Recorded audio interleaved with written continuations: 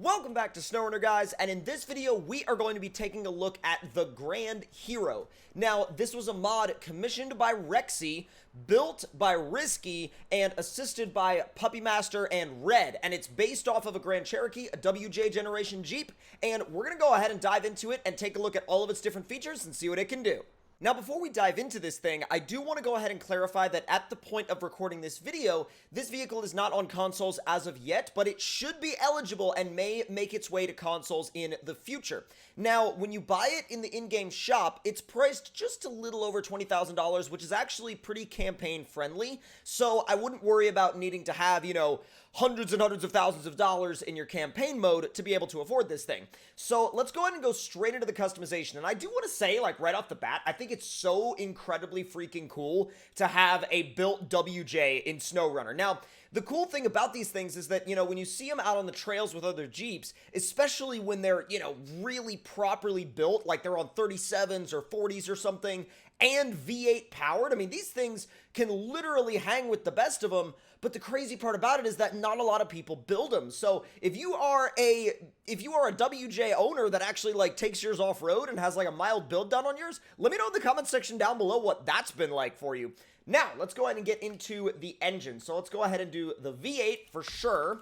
And let's see, tuned transmission or okay. So 4-speed or 5-speed. We'll go ahead and go with the 5-speed. And let's see, we have, that's a base. It's a stock. It's not really stock, but let's see how that does. So we've got a base suspension.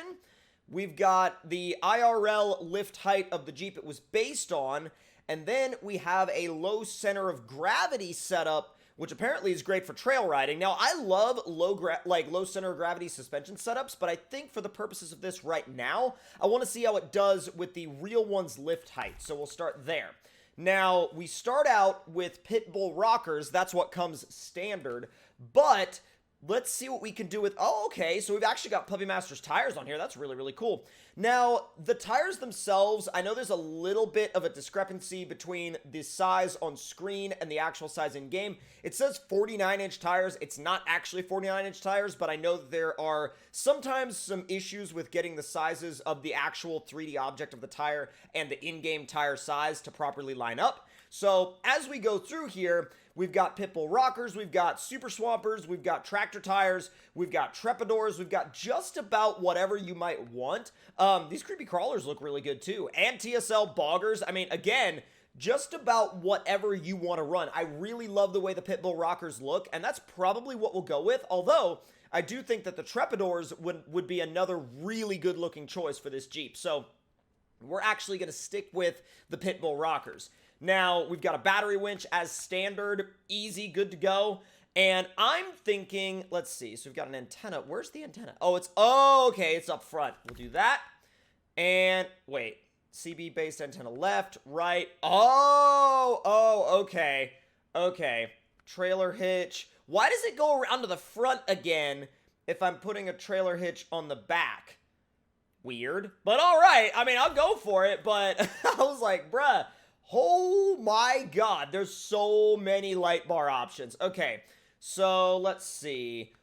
What the heck? So many light bar options.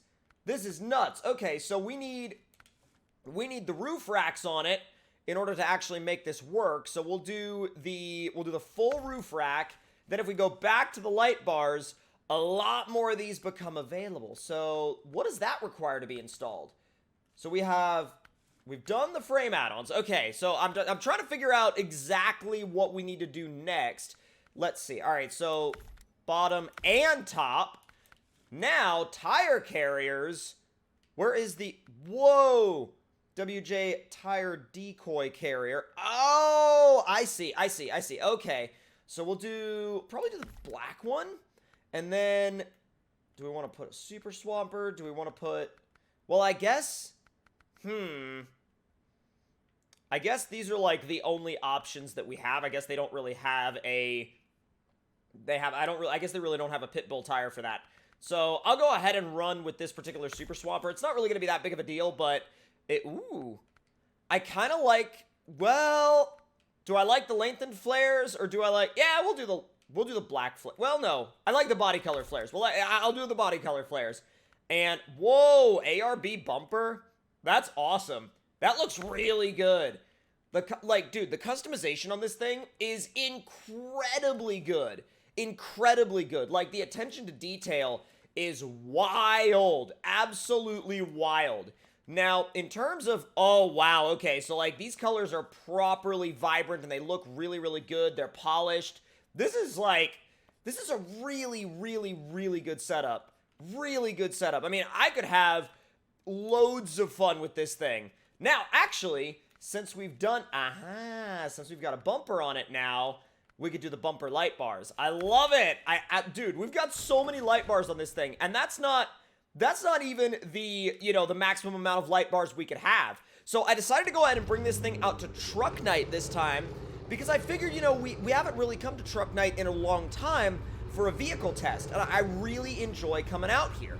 Now, obviously, the Super Truck Stadium has just about everything that you could possibly want in terms of, like, dynamic testing abilities, but truck night is just a classic, And it's making its way through the mud obstacle really well. I had to go back down on a high there, but that's all right. That's no big deal. Let's see. Oh, okay, there we go. I didn't want to go into the interior cam for a second, and then I realized that it's hood cam. But you know what? Some people prefer hood cam, and that's fine. That's completely fine. I'm not here to judge which view is better. I mean, I know that there are some people out there that are like, super diehard interior cam people. And there are also people out there that never touch interior cam, and they're all about either, like, third-person view or, a hood cam. Meant to click repair, and I clicked free cam, and my camera went right through the ground. I'm like, okay. All right, let's see what happens in the pond. The pond can always be a little bit sketchy. Definitely going into low plus for that. Come on. Come on. What I love about it is that it feels like it's tuned pretty realistically, and it's not, it's not crazy fast, it's not over the top, it's not something that you feel like is going to jump out of its own body panels all the time, but it legitimately feels like, something you could, drive on the highway, take to the trail, and then have an amazing weekend of wheeling, and then take it back on the highway again and drive it home. I mean, that's literally what this thing feels like. A little bit of engine damage there, but I'm not surprised on that one. I'm really not. I'm trying to figure out kind of where this thing's threshold is for where it gets engine damage on the front end. Standard low feels a little bit better through there. The rock traction is amazing. The rock traction is absolutely wonderful. I cannot say enough good things about the level of rock traction this thing has. And even with, like, the lifted suspension, it's set up quite well. I figured that, with that other low center of gravity suspension, I figured that the lifted one would be super top heavy, but it really doesn't feel that way. Now, if you were going at, like, maybe racetrack pace, and you were just, like, throwing this thing into corners left and right, you would probably notice the top heaviness, and you would probably notice some body roll. But in this configuration, it's really not bad. There we go. Oh, no, it buried the front end. Oh, actually, it caught the bumper. Yeah, it caught the bumper, and it was done at that point. Making up over that log. There we go. Whoa, let's go straight. Come on. Now, let's see how it does through here, and let's see if it'll stay in third. It's a lot of travel in that suspension. That's really impressive. That's a really impressive amount of travel in that suspension. Hey, parked up next to Risky's buggy. Heck yeah, dude. That's awesome. They both have different strengths, that's for sure. That is for sure. So let's go ahead and recover it now. And we're going to try out the crawling trail over to the right, because the cool thing about Truck Night, yet again, is that it offers you the main obstacle course, but it also offers you this side trail that really does a great job of replicating a, real-world off-road park trail, or even just a real-world trail that you might find in the woods, like on your travels just randomly. So, wait a minute. Is that pink brake calipers? Bruh, I didn't even realize the brake calipers were pink. That's a wonderful little touch. That's hilarious. And I feel like you would only notice that, like, if you had the camera in the perfect spot and the sun was shining on the brake caliper. Holy crap. Easy does it through the rocks. You can even leave it in automatic mode, and it'll do a really good job. I personally like to drive it in low when I'm trail riding with it, but I really think it does a wonderful job no matter what scenario it's in. And again, it's not going to be the fastest thing in the world. It's no rock bouncer, but it was never meant to be. This was meant to be a rig that you could literally drive to work during the week and then take out on the trails on the weekend, you know? It literally works so well for that. And it really does fit that style of driving, too. That style of driving, that style of gameplay. Easing it down. Got a big, big dent in the side right there. I'm surprised it doesn't have rock sliders. Either that or maybe I missed him in the menu. I might have missed him in the menu, but I feel like I didn't. So maybe, I don't know, maybe the real one doesn't have rock sliders. We'll have to see on that one. I'm sure the comment section will make me aware on that one. Easing it around that corner. We're going to have to probably back up just a little bit just to kind of work this thing around. Oh, it is not a fan of that. It is not pointing the direction I wanted it to point. Nope. All right, we're going to have to do some winch-assisted turning. Winch-assisted turning happens from time to time. There we go. There. Bruh. Are you... Really? Okay. You're gonna make me, like, completely drag the front end around with the winch, aren't you? Although I will tell you, this corner is awful. It literally, there are very few vehicles that can make it around this corner without needing to be winch rotated, so it's not a bad thing. It's by no means like a bad mark against this vehicle. It's just a frustrating corner. But with that being said and done, I hope you guys enjoyed this look at this mod. I know I certainly had a blast building it and driving it, and show some love to it. I mean, I've got a link in the description box down below to where you can check out the PC version, and like I said before, it should be making its way to consoles in the future. So, again, hope you all enjoyed. Let me know your thoughts and opinions in the comments. Subscribe if you're new, and I'll see you guys next time.